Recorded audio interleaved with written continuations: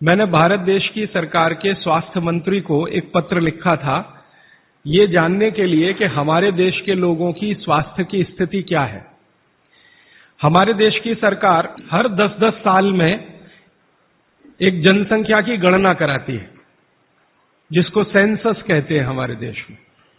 तो जब सेंसस होता है तब उस समय ये भी गणना की जाती है कि कितने लोग बीमार हैं, किनको क्या क्या बीमारी है और कितने लोग स्वस्थ हैं, कितने संपूर्ण स्वस्थ हैं, कितने आधे स्वस्थ हैं। तो मैंने आज से लगभग 4 साल पहले एक पत्र लिखा था स्वास्थ्य मंत्री को, और उसमें एक ही प्रश्न पूछा था कि भारत के लोगों की स्वास्थ्य की स्थिति क्या है। तो हमारे देश के मंत्री महोदय के सचिव ने, सेक्रेटरी ने उत्तर दिया कि देश के लोगों की स्वास्थ्य की जो स्थिति है उसके लिए हम आपको पूरा डाटा भेज रहे हैं, आप उसका अध्ययन करके खुद अंदाजा लगा लीजिए। तो सरकार ने जो मुझको डाटा भेजा वो 1-2 पन्ने का नहीं था, वो काफी 600-700 पन्ने का मोटा सा एक पुलिंदा था। उसमें जो सेंसस की रिपोर्ट थी वो पूरी उन्होंने लिखी थी। वो पढ़कर मुझे बहुत परेशानी हो गई।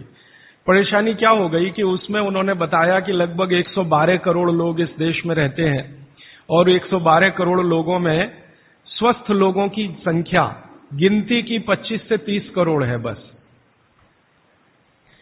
25 से 30 करोड़ लोग ऐसे हैं इस देश में जिनको स्वस्थ कहा जा सकता है, जिनको किसी तरह का कोई रोग नहीं है, शारीरिक रूप से भी और मानसिक रूप से भी। बाकी जितने भी लोग हैं सभी को कुछ न कुछ तकलीफें हैं। जैसे भारत सरकार के विशेषज्ञों ने ये कहा कि 5 करोड़ लोग इस देश में हैं जिनको डायबिटीज है, मधुमेह है, खराब बीमारी है। दुनिया के ज्यादातर डॉक्टर कहते हैं कि ये जल्दी ठीक नहीं होने वाली बीमारी है और ये 5 करोड़ लोगों को हो गई है। और विशेषज्ञ ये कहते हैं उस रिपोर्ट में कि अगर यही गति और रफ्तार से डायबिटीज बढ़ती गई तो अगले 2014 तक लगभग 10 से 12 करोड़ लोगों को ये होगी। फिर उस रिपोर्ट में उन्होंने कहा है कि 12 से 13 करोड़ लोग ऐसे हैं जिनको लंग्स इन्फेक्शन की भिन्न भिन्न बीमारियां हैं, जैसे दमा है, अस्थमा है, सांस फूलती है, ब्रोंकियल अस्थमा है, ट्यूबरकुलोसिस है, ऐसे 12-13 करोड़ लोग। फिर वो विशेषज्ञों की रिपोर्ट कहती है कि भारत में लगभग 15-16 करोड़ लोग हैं जिनको घुटनों का दर्द, कमर का दर्द, कंधे का दर्द, हड्डियों का दर्द, जिसको आप संधिवात कहते हैं सरल भाषा में, ये हड्डियों के, जोड़ों के दर्द की बीमारियां हैं। फिर उसी रिपोर्ट में बताया गया है कि 9 से 10 करोड़ लोग हैं जिनको पेट का कुछ न कुछ तकलीफ है, जिनको पित्त की बीमारियों के द्वारा हम लोग अक्सर परिभाषित करते हैं। गैस बनना, एसिडिटी होना, अल्सर होना, पेप्टिक अल्सर होना, हाइपर एसिडिटी होना, वगैरह वगैरह। और ये सब मैं पढ़ता गया और एक जगह लिखा हुआ था रिपोर्ट में, बहुत परेशान करने वाली बात, कि 20 से 22 करोड़ लोग हैं जिनको आंखों की कुछ न कुछ बीमारी है। या तो कम दिखता है या बिल्कुल नहीं दिखता, रात में नहीं दिखता, दिन में दिखता है तो रंग का अंतर पता नहीं चलता। हम लोग अंग्रेजी में उनको नाइट ब्लाइंडनेस या कलर ब्लाइंडनेस या ग्लूकोमा जैसी बीमारियों से परिभाषित करते हैं। और ये पढ़ते पढ़ते मैं परेशान होता गया। अंत में रिपोर्ट के आखिरी हिस्से में सरकार की तरफ से ये बताया गया था कि ये सब बीमारियां तो हैं और सरकार इनके लिए क्या क्या प्रयास कर रही है। हर साल केंद्र सरकार का बजट है इन बीमारियों को ठीक करने के लिए, वो करीब 96,000 करोड़ रुपए का है, परोक्ष और प्रत्यक्ष दोनों मिलाकर, डायरेक्ट और इनडायरेक्ट। फिर राज्य सरकारों के अलग अलग बजट हैं। उन्होंने बताया कि जैसे तमिलनाडु की राज्य सरकार का बजट 35,000 करोड़ का है, आंध्र प्रदेश की सरकार का बजट 28,000 करोड़ का है। ऐसे अलग अलग राज्यों की सरकारों का बजट है। केंद्र सरकार का बजट और राज्य सरकार का बजट दोनों मिलाकर औसतन मैंने निकाला तो लगभग 1.25 लाख करोड़ रुपए का खर्चा है सरकार की तरफ से। फिर ये पूरी रिपोर्ट पढ़ने के बाद और एक हिस्सा है रिपोर्ट का कि भारत की सरकार कहती है कि विभिन्न बीमारियों का इलाज करने के लिए इस देश में जो डॉक्टरों की संख्या है, जो रजिस्टर्ड है, वो 23 लाख है। MBBS, MD, MS, BAMS माने आयुर्वेद के और प्लस BHMS होम्योपैथी के, तीनों विधाओं के, होम्योपैथी, आयुर्वेद और एलोपैथी तीनों मिलाकर सरकार कहती है कि 23 लाख डॉक्टर हैं जो रजिस्टर्ड हैं। अब 23 लाख डॉक्टर और लगभग 70 से 75 करोड़ मरीज, या बल्कि 80 करोड़ मरीज। तो मैंने हिसाब निकाला कि एक डॉक्टर कितने लोगों का इलाज कर सकता है। अगर ईमानदारी से कोई डॉक्टर सवेरे से शाम तक, सवेरे 7 बजे से शाम 7 बजे तक क्लिनिक में काम करे, तो ज्यादा से ज्यादा 50 लोगों को वो देख सकता है। अब 23 लाख डॉक्टर हैं और 50 का उसमें गुणा कर दो, तो बीमारों की संख्या और जिनका इलाज हो पा रहा है उनकी संख्या में जमीन आसमान का अंतर है। फिर मैंने एक दूसरा पत्र लिखा और मैंने स्वास्थ्य मंत्री को यह कहा कि ये डॉक्टरों की संख्या तो पर्याप्त नहीं है बीमारों का इलाज करने के लिए। क्या सरकार की ऐसी कोई योजना है कि डॉक्टरों की संख्या बढ़ाई जाए? तो मंत्री के यहां से पत्र आ गया कि भारत की सरकार और राज्य की सरकारों ने अब तक जितने डॉक्टर्स बनाए हैं, इनको बनाने में करीब 10 लाख करोड़ से ज्यादा का खर्च हो चुका है। अगर ये संख्या हम दुगनी करें तो 20 लाख करोड़ रुपए हमें चाहिए। सरकार के पास इतना धन उपलब्ध नहीं है, इसलिए ये व्यवस्था कैसे आगे बढ़ेगी मालूम नहीं। फिर मैंने भारत सरकार को याद दिलाया कि भारत सरकार ने एक अंतर्राष्ट्रीय समझौता किया हुआ है जिसमें कई देश शामिल हैं, और वो समझौते का टाइटल है 2014 तक सभी स्वस्थ। भारत में सन 2014 तक सभी को स्वस्थ हो जाना है, ये सरकार का समझौता है। तो 2014 तक कैसे होने वाला है?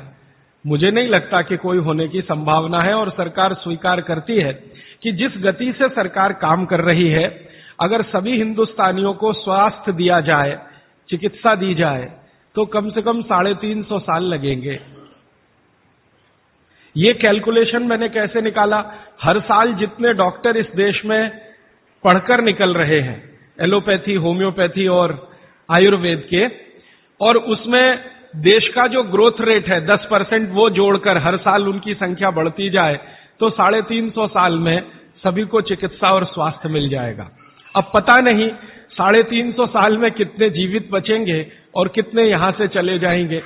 अब मेरी एक जो दुख की बात है मन की, वो ये कि 350 साल में जनसंख्या अगर जो बढ़ रही है उसको जोड़ दिया इसमें, तो किसी को भी स्वास्थ्य कभी भी उपलब्ध नहीं हो सकेगा। जब ये जानकारी मुझे आई तो मैं बहुत परेशान हुआ और मैंने सोचा कि ये तो बड़ी गंभीर स्थिति है। फिलहाल पिछले कुछ वर्षों से मैं स्वामी रामदेव जी के साथ जुड़ा हूं। उनसे जब मैंने इन सब विषयों पर चर्चा की तो वो भी कहते हैं कि बात तो बहुत गंभीर है, सबको स्वास्थ्य मिलना सरकार के बूते का और सरकार के दम पर, और चिकित्सा जो चल रही है इस देश में उसके दम पर तो संभव नहीं है, कोई और रास्ता ढूंढना पड़ेगा। अब दूसरा रास्ता ढूंढने के लिए मैंने भारत देश के कई बड़े चिकित्सकों से बात करना शुरू किया, ऐसे वैद्यों से बात करना शुरू किया जो आयुर्वेद के बड़े पंडित माने जाते हैं इस देश में।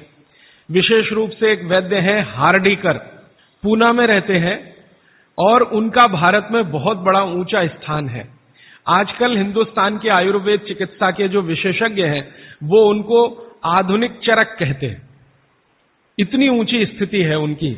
हार्डीकर जी की उम्र उनकी लगभग 85 वर्ष हो चुकी है। मैंने हार्डीकर जी से कहा कि भारत की चिकित्सा की जो स्थिति है वो ये है, सरकार कहती है, आप क्या मानते हैं? तो उन्होंने कहा कि भारत में किसी को भी सरकार के भरोसे चिकित्सा कभी नहीं मिल सकती। अगर कोई व्यक्ति चाहे तो अपनी चिकित्सा स्वयं करे, तभी रास्ता खुलेगा और कोई रास्ता नहीं।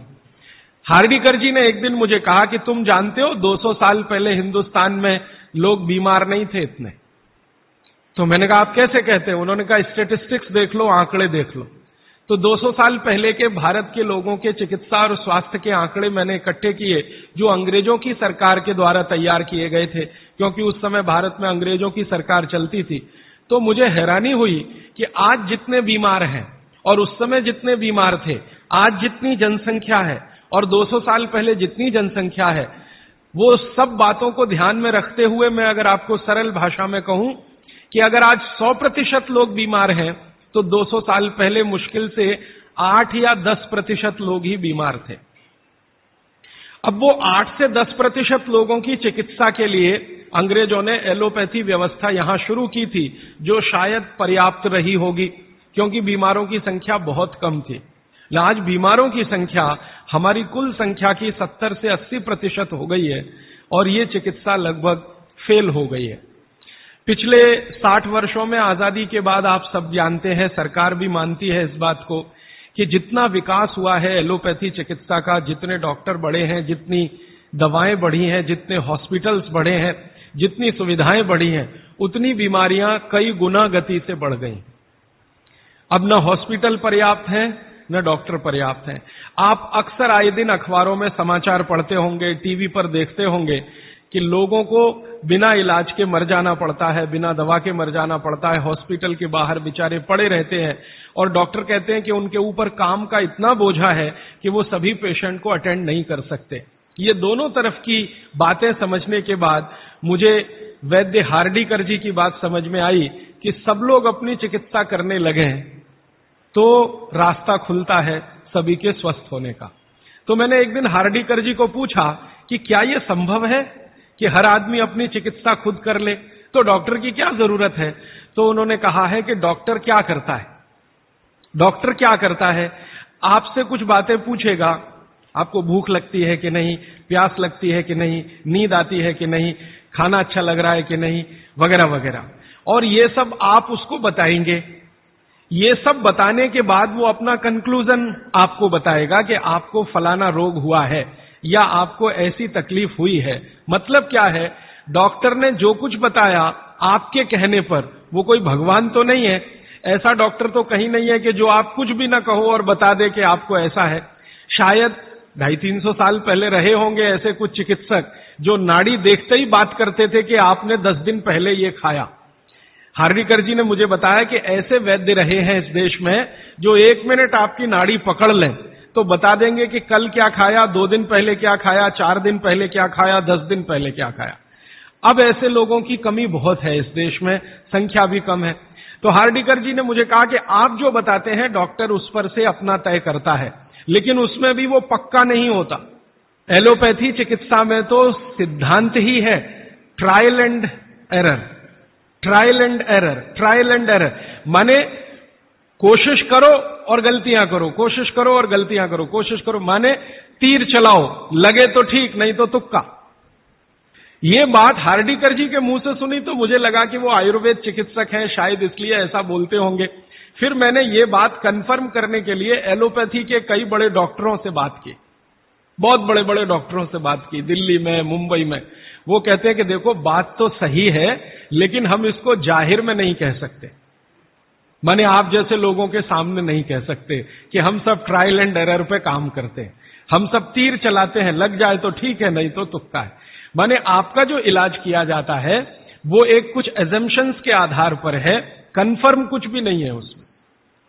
काम कर गया तो ठीक है, नहीं तो आप तो मर ही जाएंगे। डॉक्टर कहेगा मैंने तो बहुत कोशिश की, अब मैं क्या कर सकता हूं, और आप चुपचाप अपने पेशेंट की डेड बॉडी लेके वहां से चले आएंगे। मैं आपको एक बहुत गंभीर बात कहना चाहता हूं। हिंदुस्तान के एलोपैथी चिकित्सा के शीर्षस्थ डॉक्टर जो इस देश में हैं, उनकी एक संस्था है।